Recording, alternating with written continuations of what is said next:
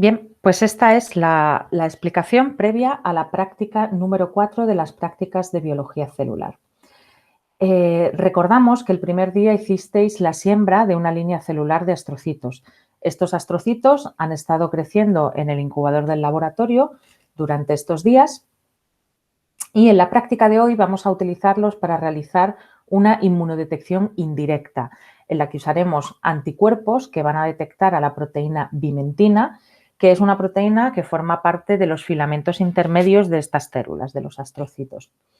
Recordamos que una inmunodetección, en este caso llamada inmunocitoquímica, porque lo que estamos usando como muestra son células, pues consiste en la identificación de una molécula concreta, que se llama antígeno, mediante el uso de anticuerpos.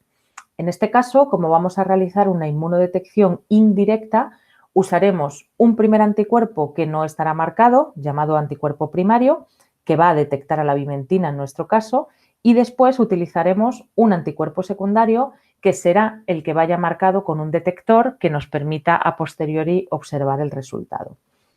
El uso de inmunodetecciones indirectas ya sabíais que nos permite amplificar la señal, haciéndola una técnica más sensible. Recordad que la sensibilidad era la capacidad de detectar un antígeno aunque éste esté presente en una cantidad muy baja. Una de las cosas que podemos hacer es amplificar la señal utilizando varias capas de anticuerpos, de modo que amplificamos al final la señal que estamos observando por cada anticuerpo que se une a un antígeno. En la imagen 1 veis una situación normal en la que tendríamos pues, un antígeno, un anticuerpo primario que reconoce a este antígeno y un anticuerpo secundario que reconoce a este primario y que este secundario es el que está unido a un detector, en este caso a un fluorocromo, ¿de acuerdo? Que es lo que nos permitiría detectar dónde se ha unido el anticuerpo bajo un microscopio de fluorescencia.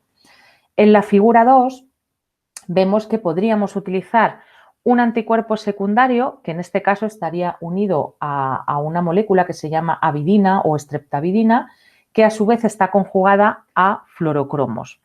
¿De acuerdo? Esto nos permitiría realizar un tercer paso, el que tenéis aquí en la figura 3, en la que podríamos añadir anticuerpos antiavidina o antiestreptavidina, que a su vez están también marcados con fluorescencia. En definitiva, veis que de lo que se trata es de ir amplificando la cantidad de fluorescencia que vamos a obtener en aquel lugar donde el anticuerpo se ha unido al antígeno. ¿De acuerdo? Hay que tener en cuenta también que las uniones de los anticuerpos son dependientes de diversos factores como los que tenéis aquí, ¿de acuerdo? Como el pH, la temperatura, la fuerza iónica. Por eso es importante que tengáis en cuenta que las incubaciones, cuando incubamos el anticuerpo con las muestras, debemos realizarlo en soluciones y en condiciones controladas, ¿de acuerdo? En soluciones tamponadas y con una serie de condiciones como la temperatura que tenemos que controlar porque va a influir en esa unión de los anticuerpos.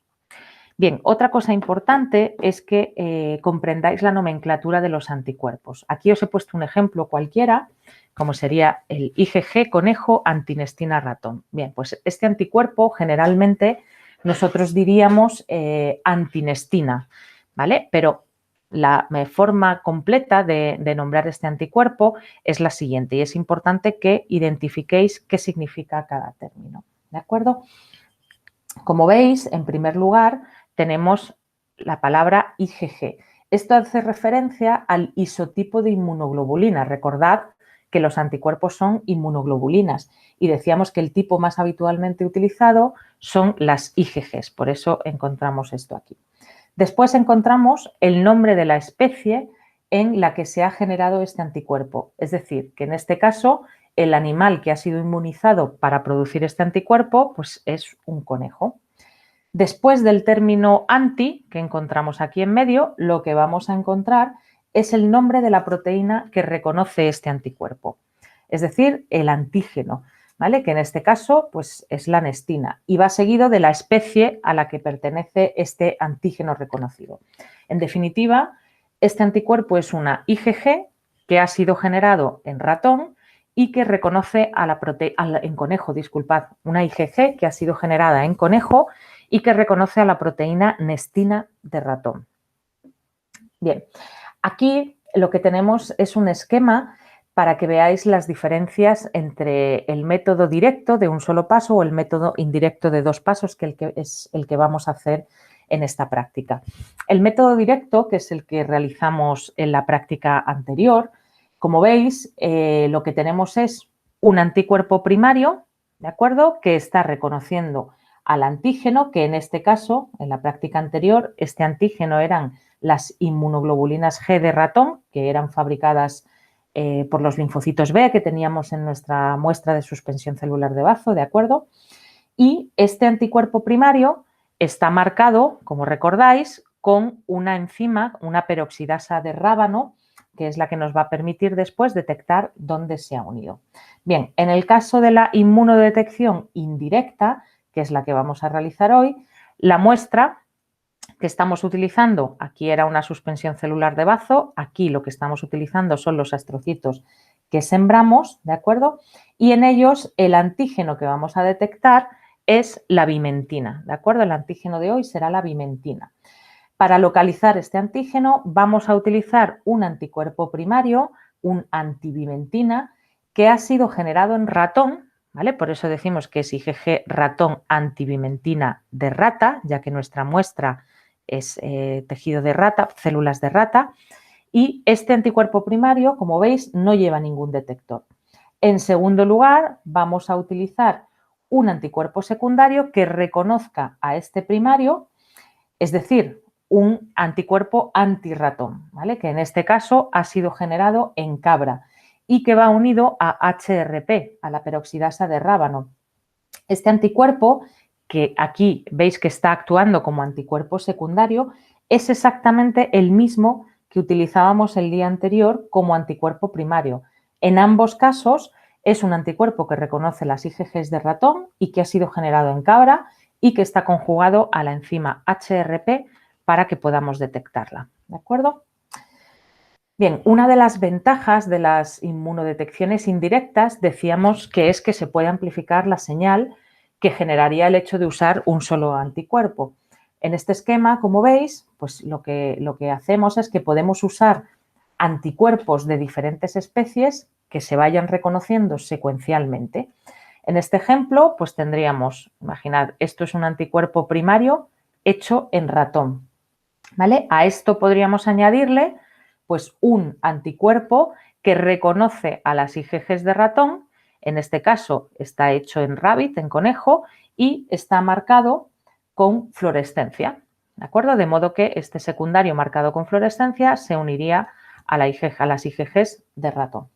A esto podríamos añadirle además pues un tercer anticuerpo que esté hecho en cabra, en este caso, y que reconozca a las IgGs hechas en conejo. Por eso decimos que es un goat anti-rabbit, ¿de acuerdo? Y que a su vez también esté marcado con fluorescencia, de modo que veis que acabamos generando este sándwich en el que estamos amplificando la señal. Alexa Fluor 488 es un tipo de fluorocromo, es un fluorocromo que nos va a dar una luz verde, un color verde. Bien, una posibilidad muy interesante también que nos ofrecen las inmunodetecciones es utilizar diferentes detectores con el objetivo de poder identificar varios antígenos a la vez en una misma muestra. Por ejemplo, el uso de diferentes fluorocromos, ¿vale? Nos va a permitir identificar diferentes antígenos, cada uno de ellos lo veremos con un fluorocromo diferente, con un color diferente. Imaginad que este cuadrado de aquí pues es una sección de tejido, ¿de acuerdo? Y en este tejido, en la misma muestra, yo quiero detectar 3 antígenos a la vez. Uno que se llama A, ¿de acuerdo? El antígeno A, otro que se llama antígeno B y otro que se llama antígeno C. Bien, pues lo que haré será usar 3 anticuerpos primarios diferentes, un anti-A, un anti-B y un anti-C, ¿de acuerdo? Pero es importante que tengáis en cuenta que estos anticuerpos primarios han de estar hechos en diferentes especies, ¿de acuerdo? Como veis en este ejemplo, pues el anti-A está hecho en ratón, el anti-B, que es este, está hecho en conejo y el anti-C está hecho en cabra, ¿vale?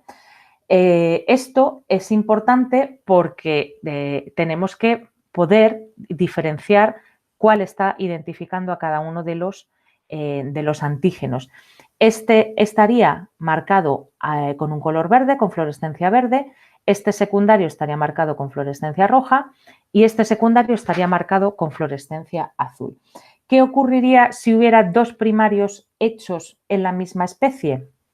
¿Vale? Imaginad, aquí tenemos un mouse anti-A, si aquí utilizáramos un mouse anti-C, el anti-mouse verde se uniría tanto aquí como aquí. Por tanto, no sabríamos si la señal verde nos está indicando que hemos detectado el antígeno A o si hemos detectado el antígeno C. ¿De acuerdo? Por tanto, es importante cuando penséis en identificar diferentes antígenos en una misma muestra, insisto, que los anticuerpos primarios estén hechos en diferentes especies y poder diseñar de ese modo anticuerpos secundarios específicos y que puedan diferenciarse por el tipo de marcador que lleven. Bien, pues en definitiva, la práctica de hoy consistirá en la detección de bimentina, ¿de acuerdo? Usando como muestra el cultivo de astrocitos que se hizo en la práctica número 1 y para ello vamos a incubar con un anticuerpo primario sin marcar, que es de tipo IgG, que está producido en ratón y que reconoce a la bimentina de rata, ¿de acuerdo? Después utilizaremos un anticuerpo secundario, que es también de tipo IgG, en este caso está hecho en cabra y reconoce a las IgGs de ratón. Este secundario está unido a una enzima peroxidasa, de modo que el último paso será añadir el DAB, la diaminobencidina y el peróxido de hidrógeno, de modo que allá donde se haya producido toda esta unión, es decir, donde se encuentre la bimentina, obtendremos un precipitado de color marrón que podremos visualizar una vez que hayamos deshidratado la muestra y cubierto con un medio de montaje como el que estáis utilizando, que es el DEPEX. Y esto lo veremos al final de la práctica de hoy. Y hasta aquí la práctica número 4.